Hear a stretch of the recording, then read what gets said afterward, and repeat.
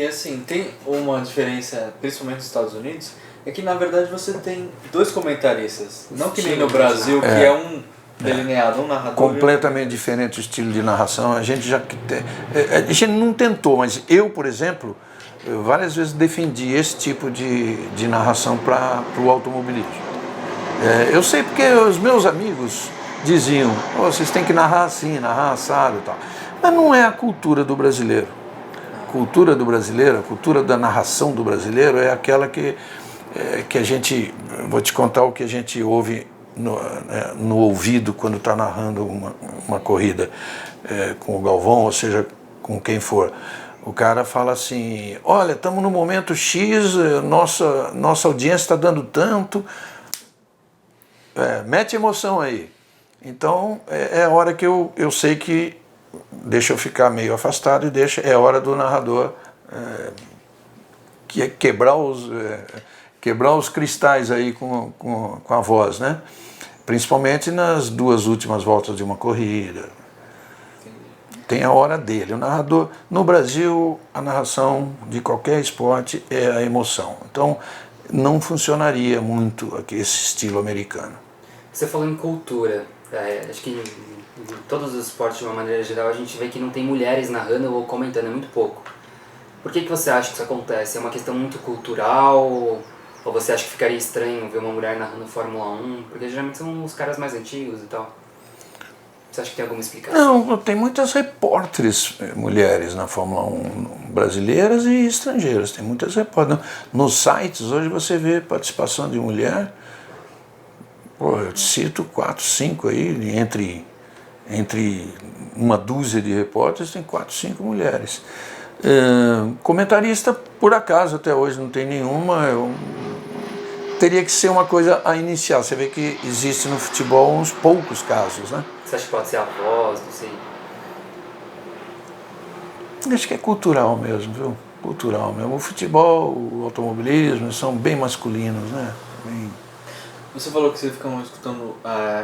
como que é ali na hora de escutar o rádio do piloto? Você para, deixa de escutar o que o Galvão está falando e presta atenção? Como é que funciona isso? Eu procuro prestar atenção. A gente tem hoje, desde a entrada do Luciano Burti, ele tem a função de escutar o rádio, tanto que no aparelhinho dele, ele tem o rádio do piloto mais alto do que nós. Entendeu? Ele tem mais nítido e mais alto. Ele tem um botãozinho para ouvir o rádio do piloto. Mas claro que eu tento escutar. E aí dá para você.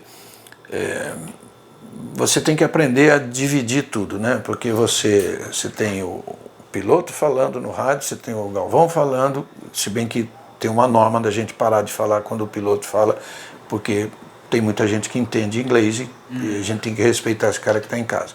Mas às vezes você está concluindo um raciocínio e tal, e independentemente disso, alguém está falando no seu ouvido sempre. Alguém da retaguarda, né? O cara que está na nossa retaguarda, seja no Rio ou de São Paulo, depende de onde estiver sendo gerada a corrida. Às vezes é Rio, às vezes é São Paulo. Então você sempre tem, e você tem que assimilar tudo. Você tem que assimilar tudo. Às vezes acontecem erros técnicos. Aconteceu na última corrida, um erro técnico que, por acaso, eu não fui para a Rússia, porque não era eu que ia, era Barrichello, Burti e Luiz Roberto. Aí o Barrichello saiu, enfim, foi desfeito o negócio com ele, já na Rússia. Então, eu teria que ir no lugar dele. Só que isso foi resolvido um domingo antes da corrida. E a documentação toda para a Rússia, de quem foi, tinha demorado 15 dias para fazer. Então, não tinha como ir.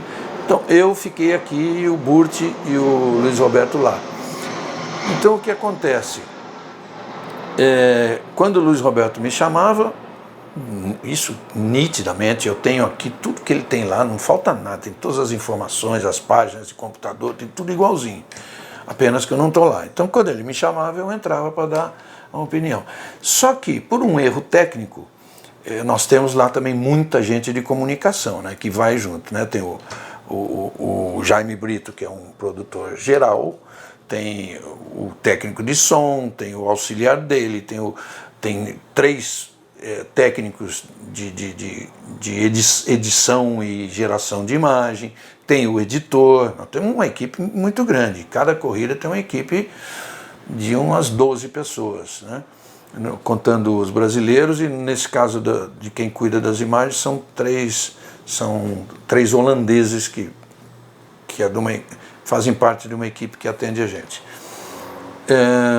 Então o que acontece? Um dos caras que estava lá, o produtor, ele estava falando com a técnica aqui no Brasil, perguntando: tá bom o áudio aí? Vocês estão me recebendo bem? Coisa desse tipo, tal. E isso estava entrando no meu ouvido muito alto no momento em que, por exemplo, o Luiz Roberto me chamou e fez uma pergunta para eu responder. Eu não ouvi a pergunta, né? Aí eu poderia perfeitamente entrar e falar: Luiz Roberto, você poderia repetir a pergunta? Só que se eu fizesse isso, esse rapaz continuou falando com a técnica. Eu não ia entender de novo, né? Então foi aquela decisão imediata assim, não, fica quieto, não entra, e eles vão perceber que você não entrou e continua falando. Porque é perfeitamente possível acontecer uma falha técnica numa operação dessa em que tem gente na Rússia e gente no Brasil, né? E essa falha técnica já aconteceu no momento em que você e o Galvão ou outro narrador que estivesse lá ficaram sem comunicação para cá, e aí tem que entrar um narrador... Um stand-by. Sempre tem o stand-by. Sempre tem. Hoje em dia, cair o sinal, cair coisa, é muito difícil. Muito. Tem sinal de stand-by, tem um segundo stand-by. Se cair o sinal, a narração fica. É muito difícil. Mas está lá. Tem, obrigatoriamente, se o Galvão está narrando um futebol, uma corrida, tem um stand-by que é um narrador. Pode ser o Kleber, pode ser o Luiz Roberto, pode ser outros tantos narradores que a gente tem, pode ser o Milton Leite, pode ser o Sérgio Maurício. Sempre tem escalado um stand-by.